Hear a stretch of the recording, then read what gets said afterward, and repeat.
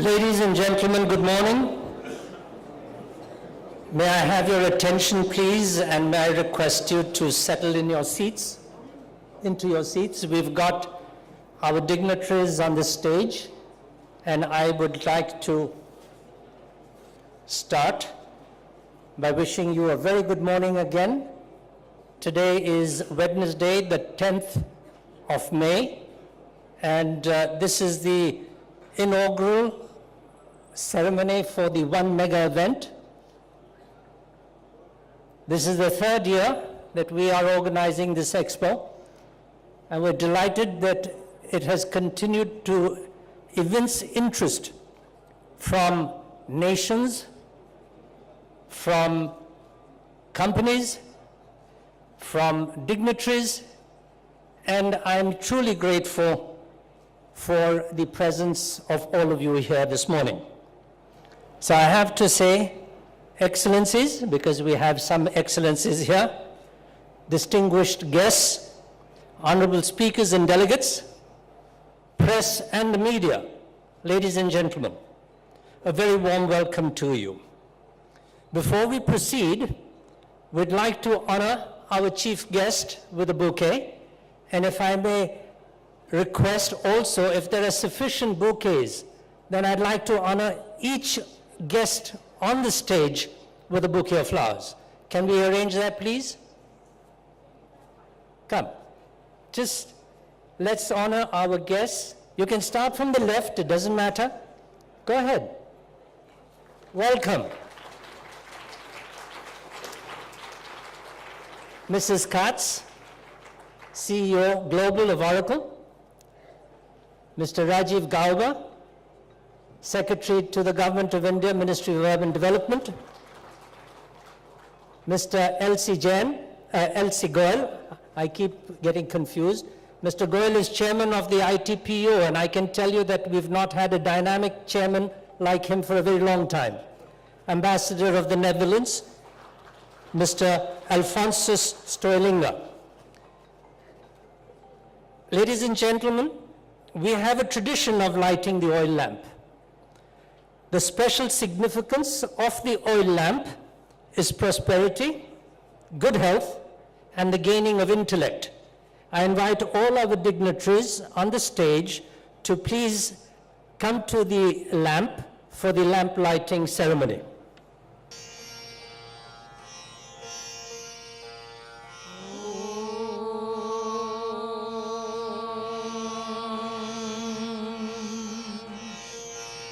Vakratunda Mahakaya Surya Koti Samaprabha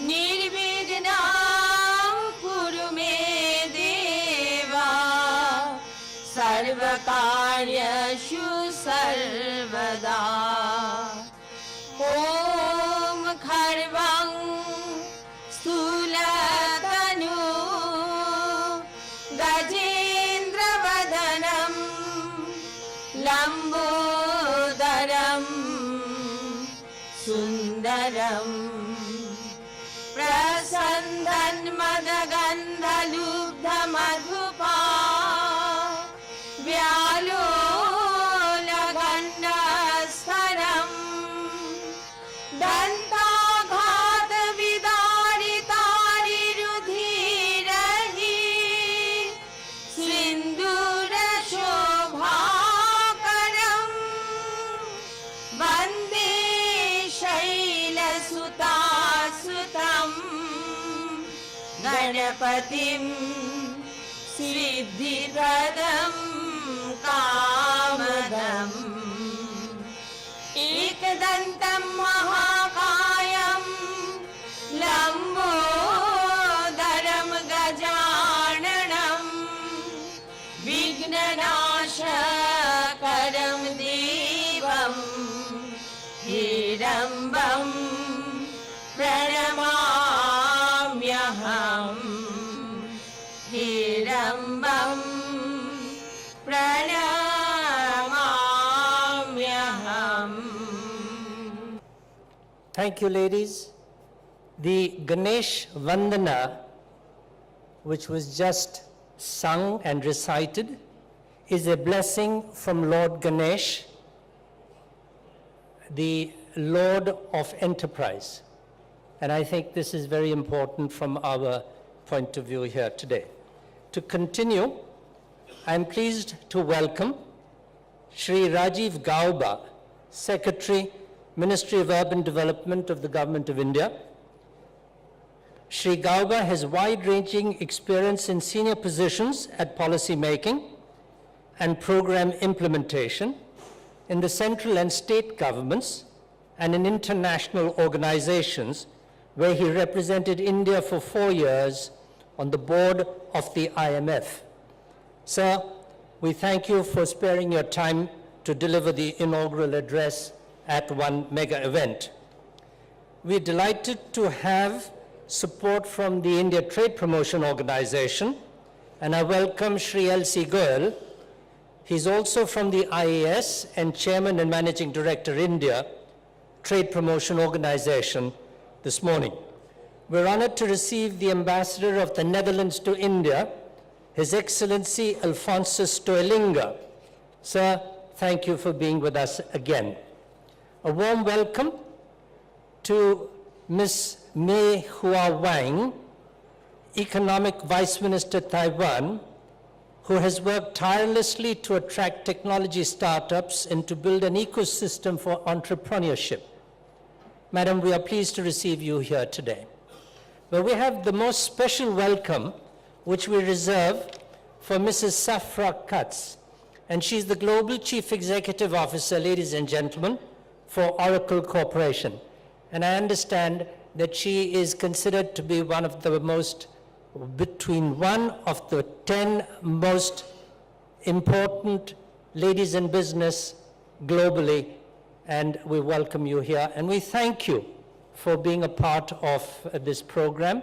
We also thank you for Oracle being a participant out here. And I did mention to you sort of voice that I thought that your folks in Oracle India were outstanding, and I wish to compliment you for that.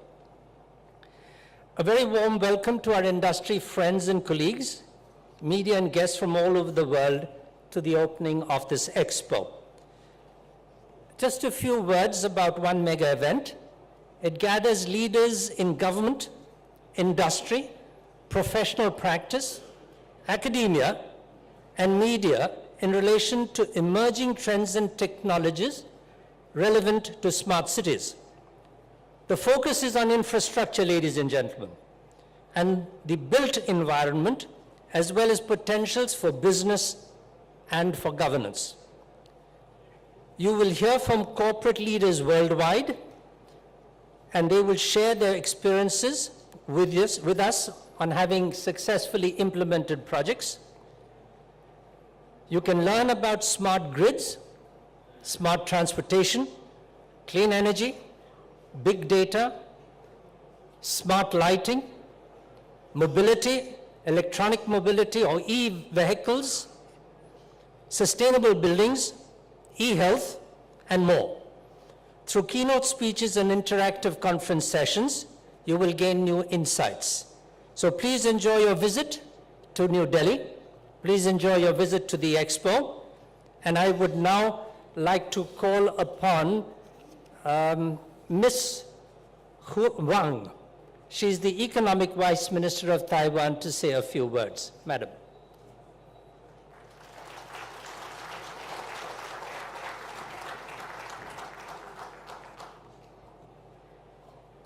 Thank you, the Chairman, Prem, Behl, and all of the distinguished guests. Wow, yeah, good morning. It's a very successful expo in India. For Taiwan, this is our second time to participate in this expo.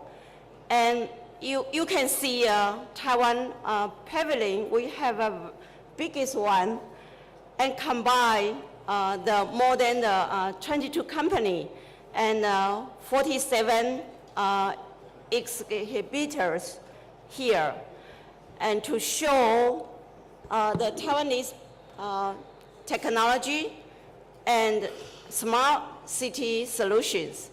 Now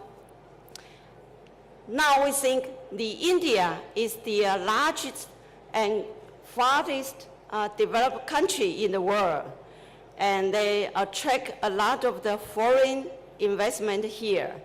Of course, Taiwan, we have a very good ICT technology, and now we combine the ICT technology and the software solution, and most important is the services. We are skillful in the customized solution for our partners.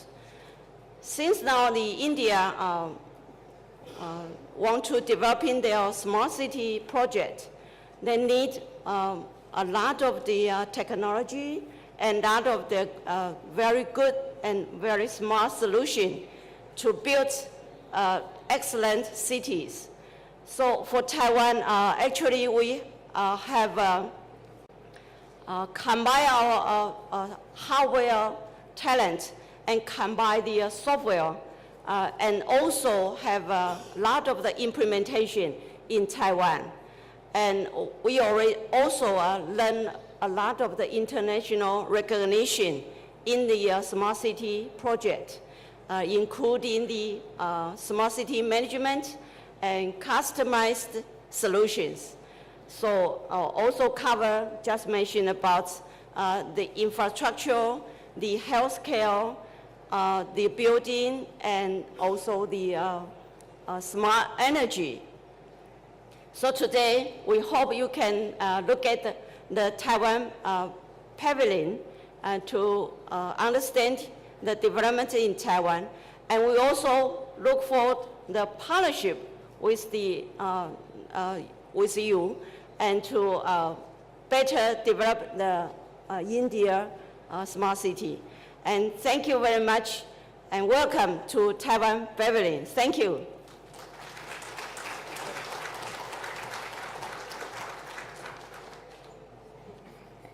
Thank you, Madam Wang, and we do look forward to Taiwan contributing and participating in India's Make in India program. Thank you very much.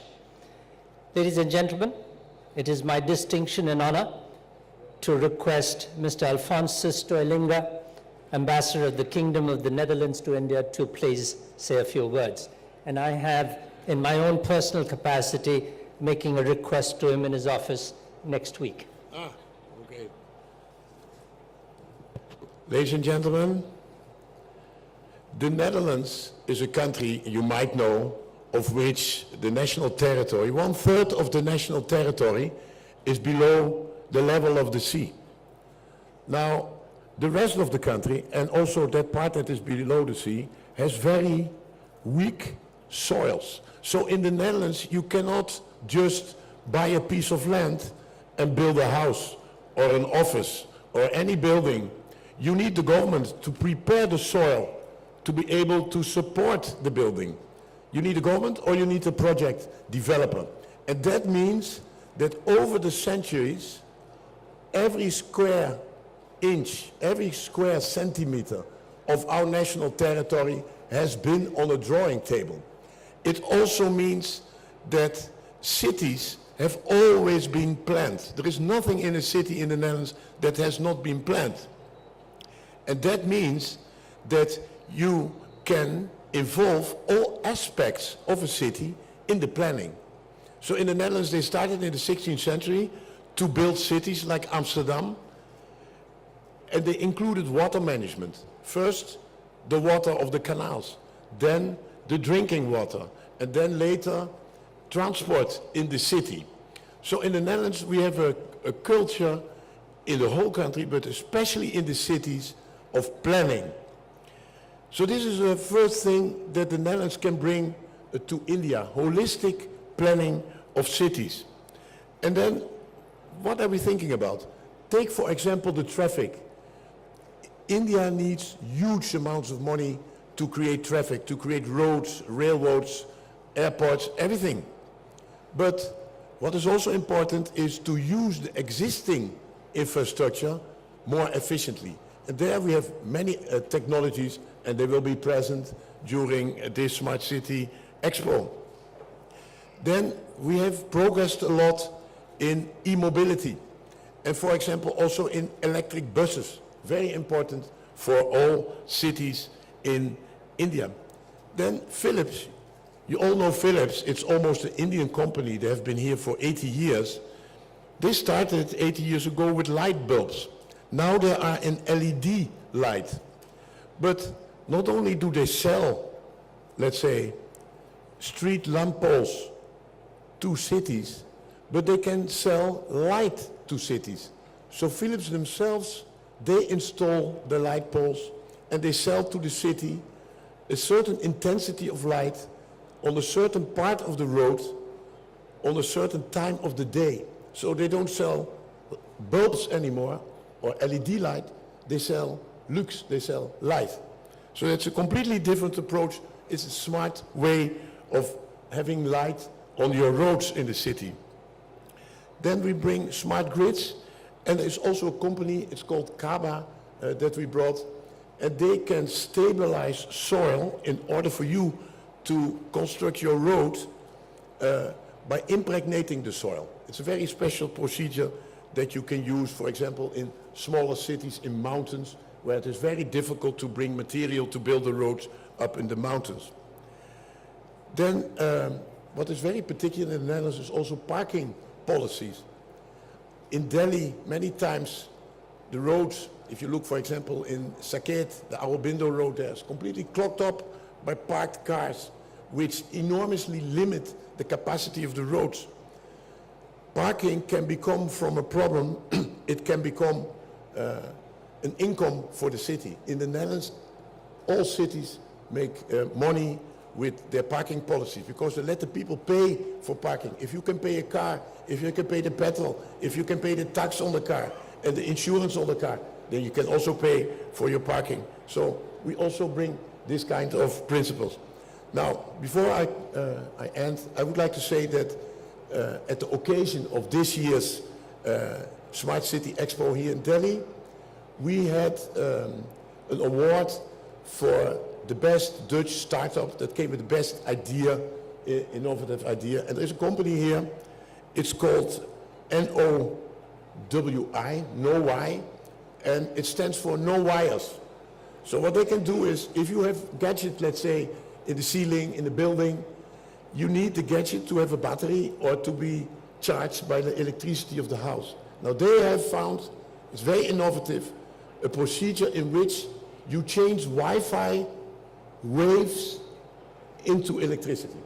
And they're here, they have a stand in the Dutch pavilion, they're here, and we were very proud that we brought them here. So a lot of different propositions from the Netherlands. You're very welcome in our pavilion, and although we have, our land is low and sometimes under the sea, we are with both feet on the ground and with both feet in our cities. Thank you very much.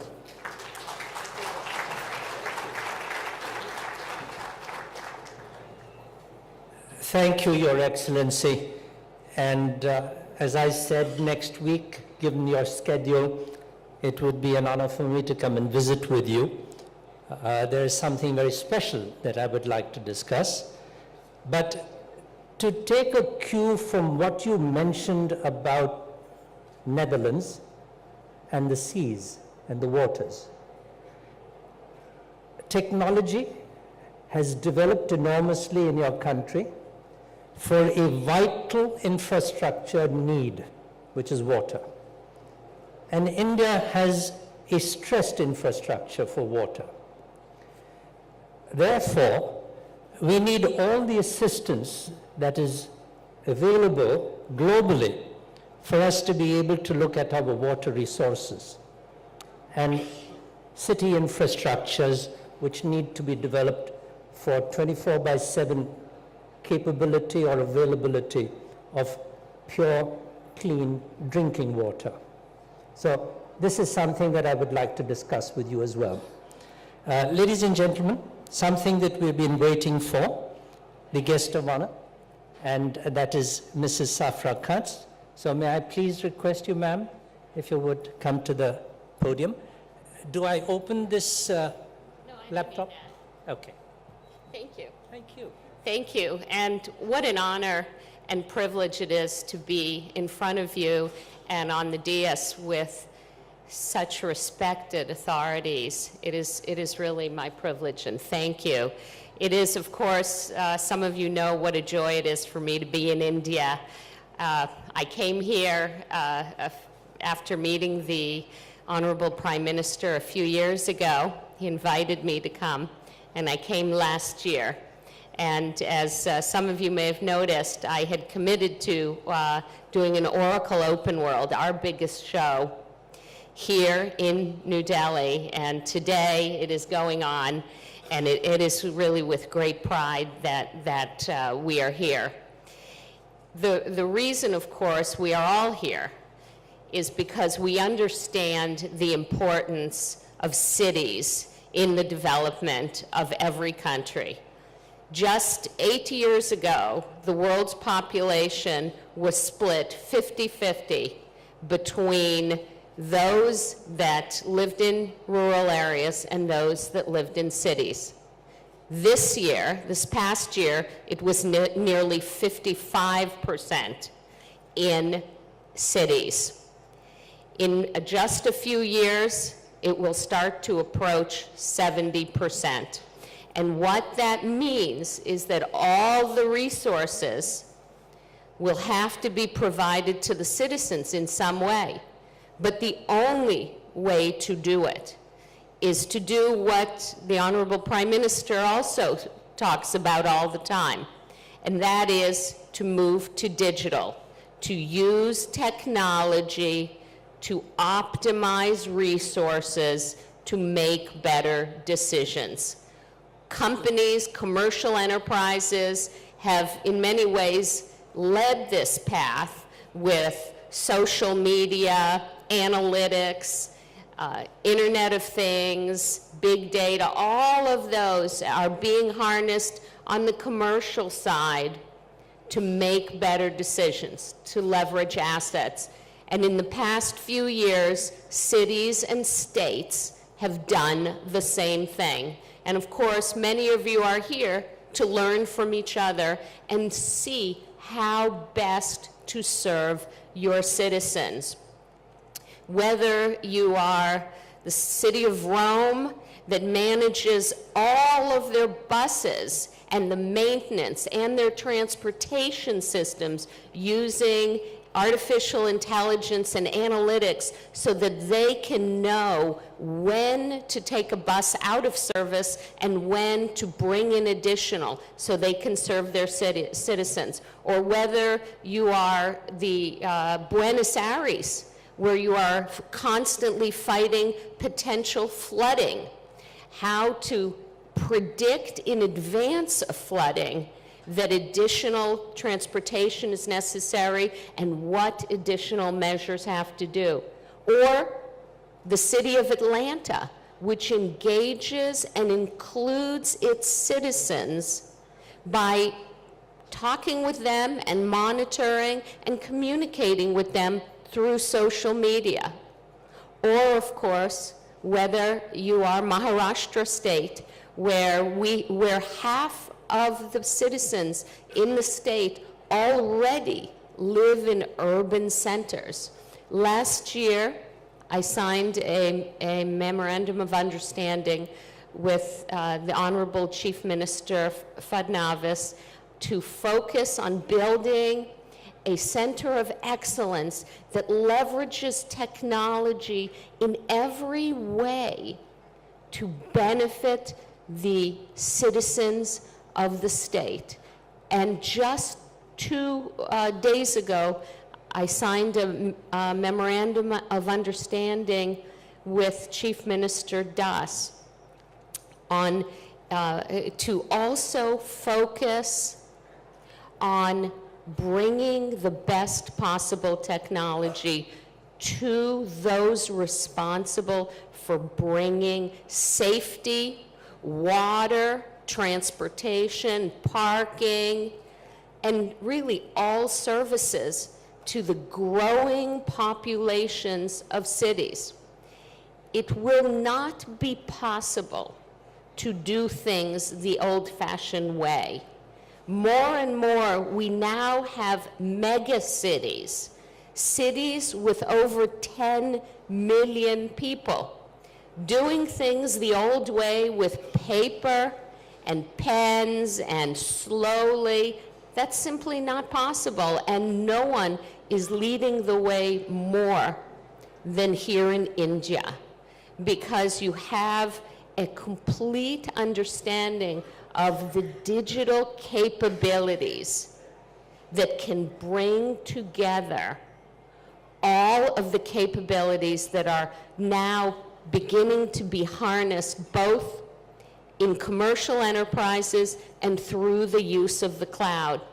This morning, I spent some time walking through our own exhibit center where I got to see applications built on our cloud, either by ourselves or our Indian partners, where they monitor health in the city, making sure they can catch outbreaks and directing people to the best place to keep them healthy or to make them healthy, or to monitor security, fire, and all of the things that cities are expected to do.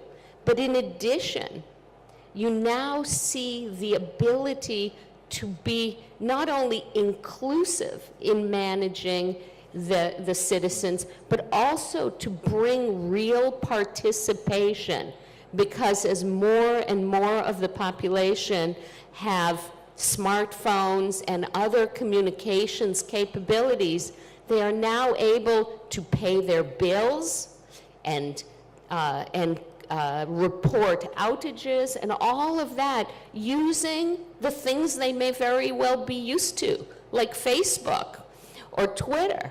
And these are all incredible capabilities that are now really available to be leveraged, not only by commercial enterprises to make profits, but actually by governments to make people's lives better. And that is the most important thing we can do.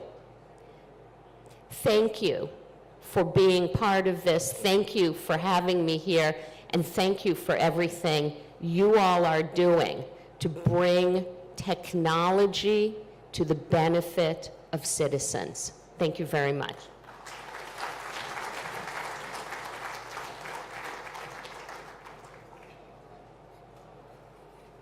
Thank you, ma'am, and you've just articulated our Prime Minister's vision to use digital in the benefit of the citizen of this country.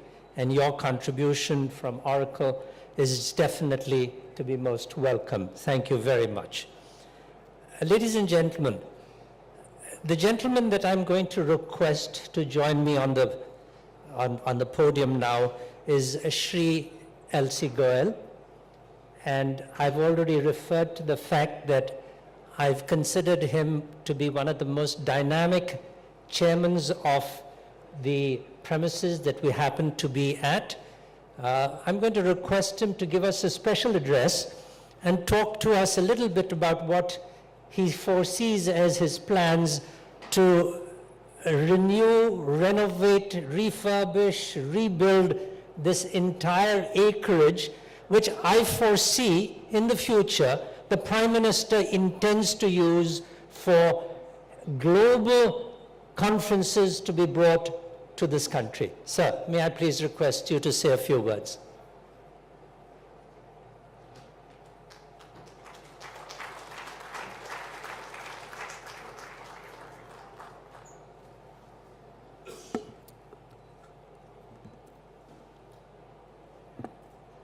My colleague and dear friend, Mr. Rajiv Gauba, Secretary, Ministry of Urban Development, Government of India, Her Excellency Ms. Wang, Economic Vice Minister, Government of Taiwan, His Excellency Mr. Stoelinga, Ambassador of the Kingdom of Netherlands to India,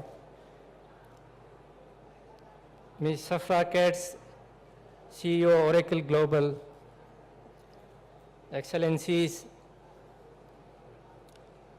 and dear friends. Right at the outset, let me thank Mr. Prem Behl for his kind words. I am extremely happy to be here, and it's a wonderful show. For the first time, I have decided to associate with third-party exhibitors to organize events at Pragati Maidan. This is a paradigm shift in ITPO's policy of marketing and utilizing this exhibition space that we have here. I need not say much about the importance and criticality of smart cities in the development of a country, as was highlighted here. What is most important is to leverage the latest technologies in building of our smart cities and also creating new cities. Let me say a few words about the events and the exhibitions that play a very, very vital role in any country's development and growth. Events and exhibitions are among the key growth engines. Many people have come and told me that India lacks quality exhibition and convention facility. We have few exhibition centers in Delhi, in Greater Noida, Mumbai, Bengaluru and Chennai. But we have a long, long way to go in creating a world-class, iconic, state-of-the-art, most modern exhibition and convention facilities. Given this background, I have taken up a very, very ambitious redevelopment plan of Pragati Maidan. In next 24 to 30 months, you will find a beautiful complex coming up at this Pragati Maidan. This is a huge area. Many of you won't even know that it is 123 acres of land which needs to be most optimally utilized. And that is what we are trying to do. I'll have a most iconic convention center of 7,000 packs, which is 5 times the capacity of Vigyan Bhavan. It is going to be a huge convention center over 20,000 square meters of space. Altogether, it will have a capacity of 15,000 people in aggregate terms. I have 30 odd rooms of different sizes. There is an amphitheater of 3,000 people for cultural evenings of different arts of this country. And then we have exhibition halls. I will have an aggregate exhibition capacity of 1 lakh square meters, covered exhibition space of 1 lakh square meters. Most modern exhibition halls with huge structural stability where heavy equipments can come in of any kind. And more importantly, this project is a first of its kind in the sense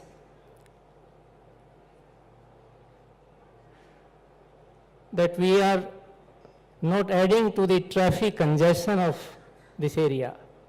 Rather, we are trying to provide comprehensive traffic solutions to make sure that you are able to access this facility without any difficulty.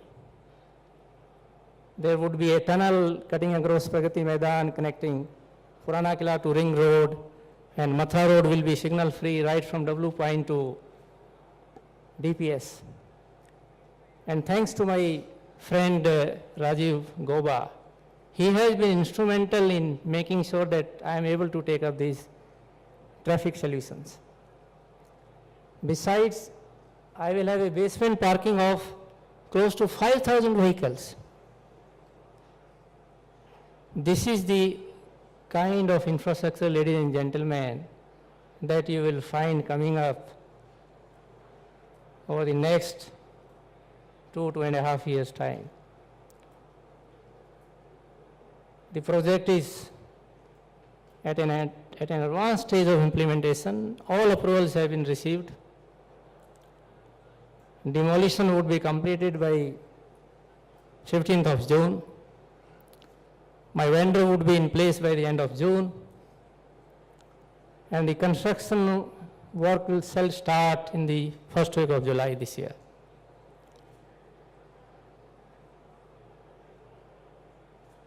And we need this kind of space, not only in the NCR, elsewhere also.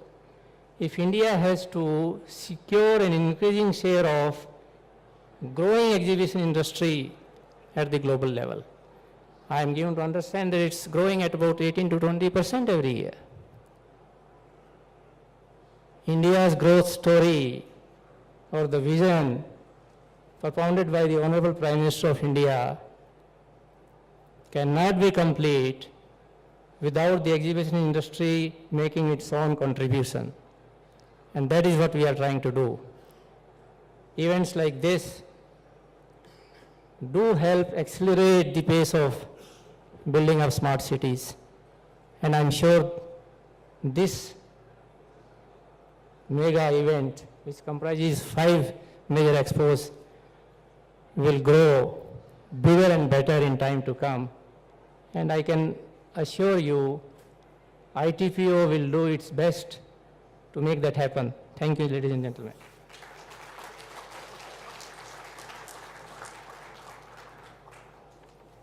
Thank you very much, sir. And ladies and gentlemen, I've been thinking while Shri Goyal was speaking that there is a symbiotic relationship between what is happening here on these 123 acres of land and what is the Government of India's mandate, which is being executed by the Secretary himself, which is redevelopment of infrastructure within the city.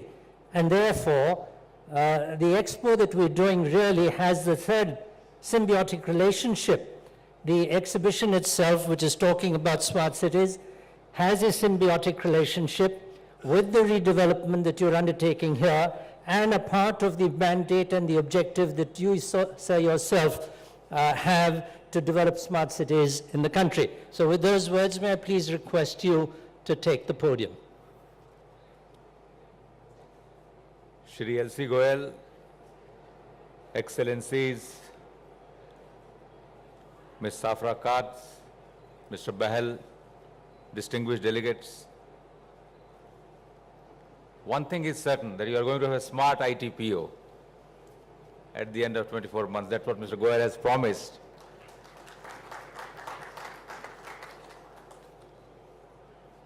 Often, people ask me, is something happening on the ground, in the Smart Cities mission? Just before I came here, I was talking to some of the participants, and it is very encouraging to see, to hear the kind of projects which are taking shape on the ground in Pune, in Nagpur, in Ludhiana, in Ranchi. Ms. Catz referred to the MOU she signed with the government of Jharkhand. I belong to Jharkhand cadre, so I know something about that. I think the Smart Cities mission has come to symbolize, come to represent the urban transformation which is happening in the country and the kind of innovation which is taking place. And the participation in this exhibition, the huge interest which it has aroused, that is, I think, evidence of things happening on the ground. I think this mission has opened up like never before possibilities of the governments in the states and the cities and private sector joining hands and working together. It's a win-win situation with huge, immense possibilities. And the Smart City mission, there is no doubt it is giving a great impetus to business and to economic activity, to productivity in the country. And it will help facilitate or provide cutting-edge services and business environment to the citizens as well as to the national and international businesses. The Smart Cities mission was launched, as you know, in June 2014, along with a number of other urban missions. It was one of the 4 missions which are launched. Amrut, the mission which is focused on providing affordable housing, and the Swachh Bharat mission, or the sanitation, urban and rural both. It couldn't have come at a more opportune time.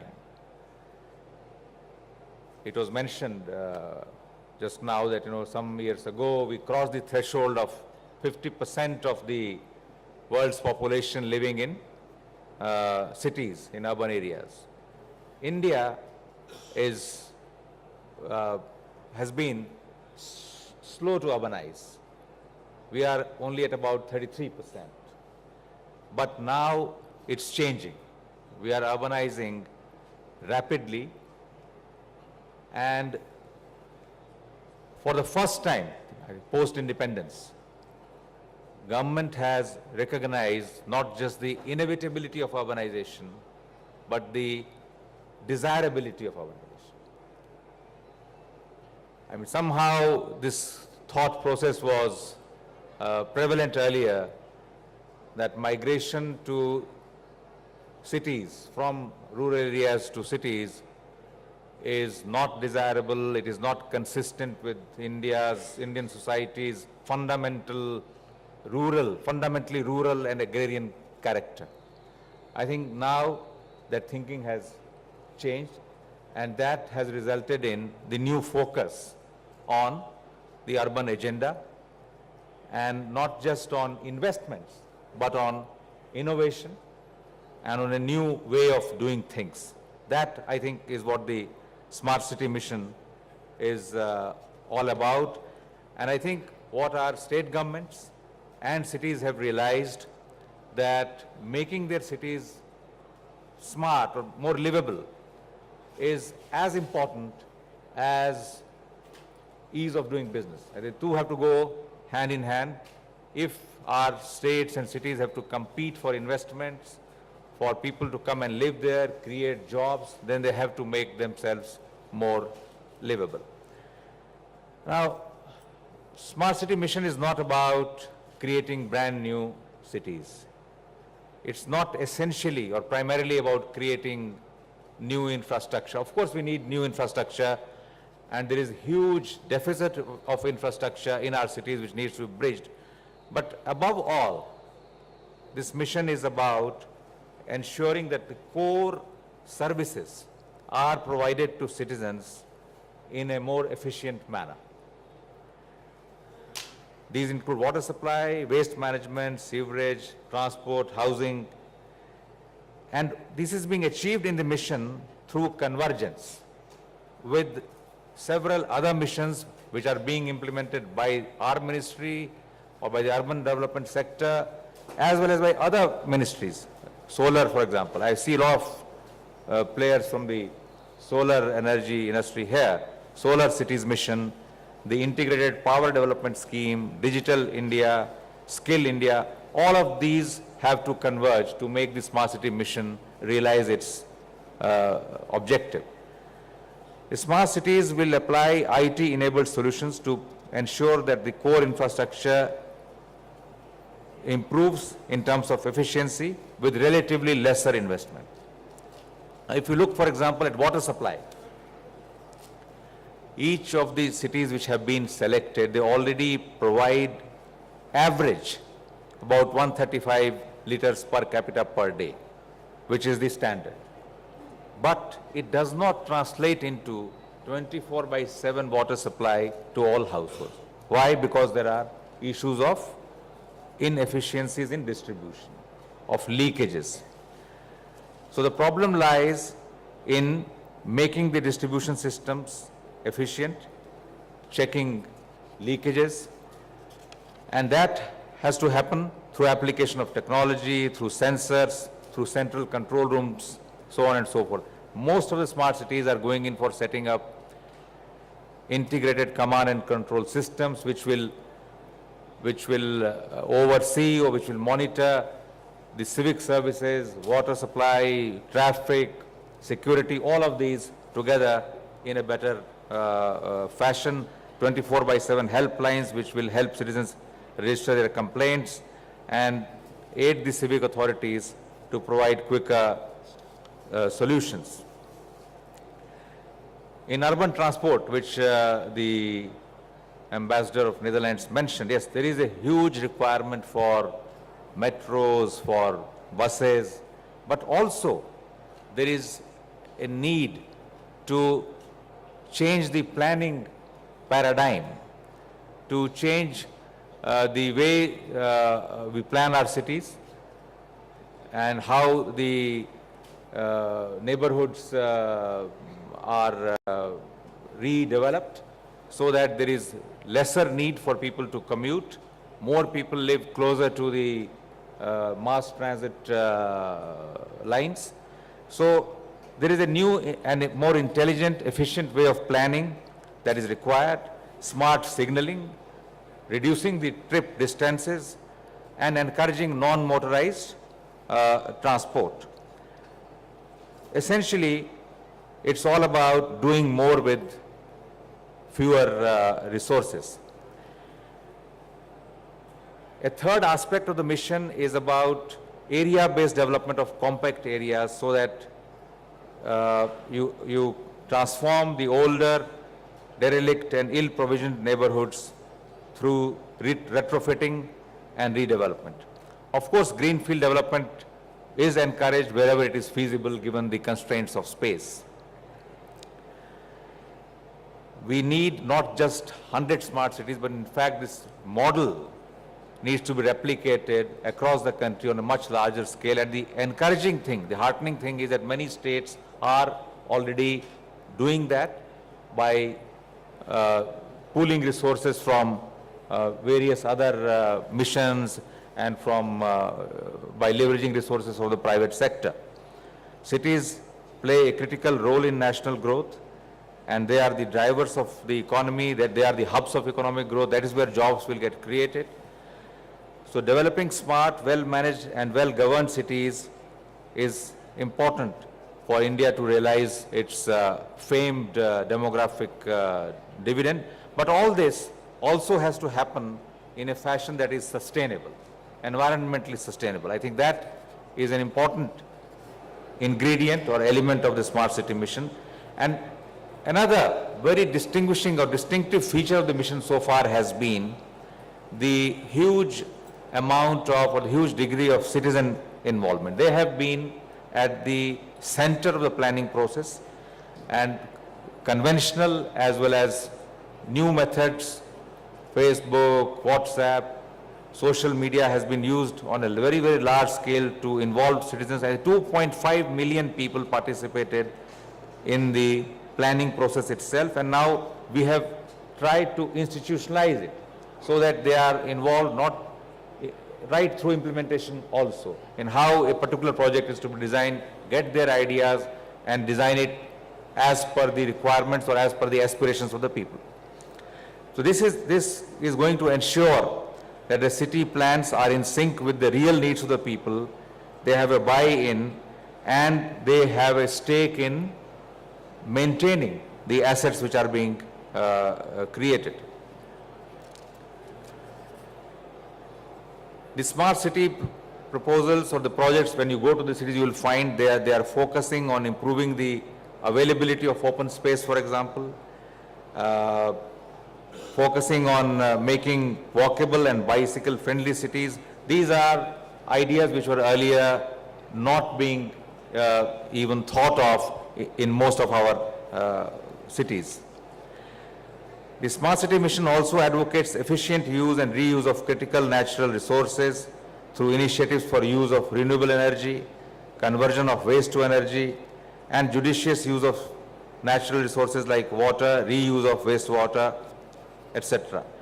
I think one question which is repeatedly asked is, where will we get the money or the funding for such ambitious plans which cities have chalked out for themselves?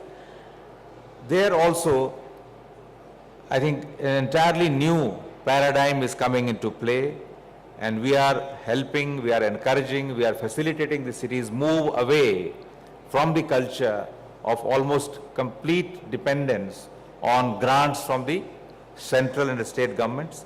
They are exploring new avenues like land monetization, going to the bond market on an unprecedented scale. I think 290 cities, even going outside the Smart City Mission, have gone in for credit rating for the first time as the first step towards tapping the bond market.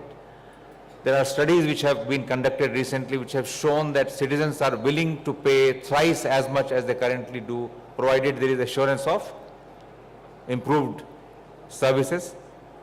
So now earlier there was this reluctance to rationalize the user charges. I think that mindset is also changing. So the financing is not going to be a hurdle, and for the first time, government is also taking steps to create a common minimum framework for the cities to assess their livability. We have prepared an index comprising about 80 indicators, and we are soon going to launch a livability index, so that there is this competitive spirit among the cities. We have seen how this competitive spirit has been unleashed earlier in the Swachh Bharat mission and also in the preparation of the Smart City Mission. Now we are going to have it as an annual feature, so that the state governments, the municipal commissioners, the elected representatives all strive to make their cities livable. The implementation of this mission is well underway. The institutional setup has been created in the cities in terms of the special purpose vehicles, and a large number of projects are taking shape. I can mention here that around 900 projects worth 50,000 crores are today at various stages of implementation, and by 25th June, when we reach the 3rd anniversary of this mission, or 2 years of its launch, over the number of projects which would be actually taking shape on the ground will be much larger. This mission has adopted several path-breaking initiatives, and I'm sure it will have a long-term impact on the nature of urbanization in India. I would conclude by complimenting Mr. Behl for having this annual event, which brings all the stakeholders together, and which will, I think, help further the objectives of the Smart City Mission. Thank you.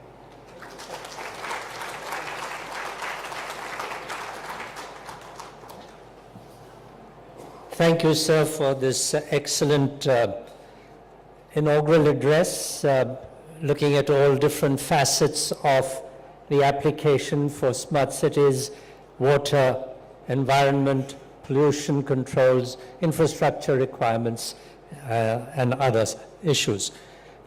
Ladies and gentlemen, please indulge me for just a few more minutes, and then we will conclude this session. I'd like to first offer our token of appreciation to all our distinguished people on the dais, and we'll start with the ladies first, so maybe please make a presentation to Ms. Wang. Thank you very much, Ms. Wang. A small memento for you, Mrs. Catz. Thank you extremely. Thank you very much. Sir, thank you for visiting and coming here this morning. It has been a great honor. Thank you. A warm applause, please. Mr. Goyal, sir, thank you very much. And if I may say, Professor Stoelinga, rather than His Excellency the Ambassador. Thank you very much. Ladies and gentlemen, a few more minutes of your indulgence, as I said. We've already offered our thanks and best wishes to all on the stage, and I truly appreciate all the contributions that we have received from all of them. But I would like to make a mention here what Mr. Goyal also said, is that this is for the first time that they have made a fundamental shift in their approach to the exhibitions industry in India. And I believe that I am the only private sector enterprise where he has currently taken up a partnership relationship with for the present. I would encourage him, though, that he should take similar partnership relationships with many other of my colleagues who are involved in a form of nation building by creating these platforms where catalytic activity takes place in terms of, let's say, foreign investment coming in, or our own investments going into projects, in the form of technology exchange, and in the form of, let's say, Make in India. So in all these areas, the industry that I represent has a very important role to act as an economic driver and as a catalyst to change. So, sir, we would request you to enter into many more such agreements and arrangements. I'd like to thank all the ministries and departments of the Government of India and the state governments who have thought it important to support this enterprise of ours in a small manner, and we'd like their indulgence to continue to give us their support in a larger fashion as we proceed into the future. Ladies and gentlemen, we've brought out some very innovative features as far as this mega event is concerned. We have Smart City Awards, which we had announced last year, and we've continued with that process. And I must say to you that the number of entries that we have received has been quite substantial. We've had a very eminent jury with a chair and a co-chair, and they have responded very admirably.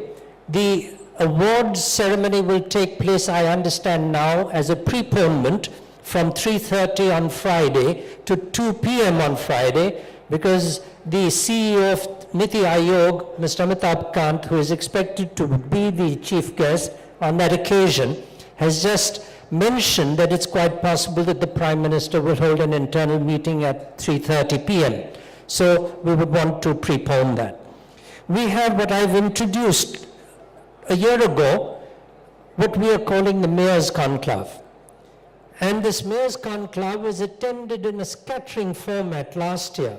And we've already received 19 or 21 mayors who will be participating this year. I was mentioning to Mrs. Catz this morning that it would be my dream and vision to have as many as 200 global and Indian mayors or chief commissioners or municipal commissioners or CEOs of SPVs participating in this conclave in the future. Ladies and gentlemen, we've introduced a youth leadership program, and I must say to you that we've also got an award for the youth who have come up with some innovative measures of being able to look at improving the life of citizens in their own locale or state or even nationally and possibly globally. We've started last year again, or 2 years ago, we started with a smart village program. We thought that it was not enough for us to talk only about cities. Over 64% of our population lives in rural environments. And we're talking about cities, but let's also focus on the element of the village which in Gandhiji's own terms was where India really lived, and we need to look after their interests as well. Having said that, there was a mention about the urbanization and the pace of urbanization which is taking place in our country, which really is an asset. It is not a demerit, and we should look at it in that fashion. I thought that I read somewhere a consultancy figure which came out with 748 million, and how they came to 748 is an exact figure, by around 2045 or 2050, and I forget which date it is, for the urban population in India at that time. So we're talking about over 50% of our population living in an urban environment. Ladies and gentlemen, we've grown the number of exhibitors and participants from last year, and I want to thank all of them for participating at this show. I must commend Aarti and the conference team. They gave me a figure of 348 speakers. I'm astounded that we've been able to attract as many as 348 people to talk to us about where we should go in the future with regard to development of cities and other applications. Thank you very much. Conference delegates and business visitors, we appreciate you. We invite you to participate in the proceedings as far as you can. Ladies and gentlemen, we had 4 country pavilions last year. We've got 6 this year. And my intention would be 16 would not be enough. I think with 184 countries in the world, with India as an attraction, with the kind of technologies that is available globally, we should be looking at 26, if not 36 countries participating at this expo in the future. I do have to, of course, thank Professor Stoelinga. He's been here every year for the past 3 years. Thank you very much, sir. I would feel in my duty by not thanking Oracle Corporation. They are the diamond sponsor this year. Madam Catz has spoken very eloquently about digitization being a asset for development, and I think we appreciate that as well. Mrs. Catz, for your information, my company organizes the Convergence India Expo, which is related to digitization, communications, and convergence technologies. And it's the longest running trade show from the private sector in this country. It's not only the longest running, it's going into its 26th year next year, and it's also the largest in South Asia. And if I'm not going to boast and brag a bit, I think we would be the largest in Southeast Asia as well. I'd like to thank all the other partners that we've got. We've got an associate partner in Hitachi, another associate partner in Ericsson, another associate partner with Bosch.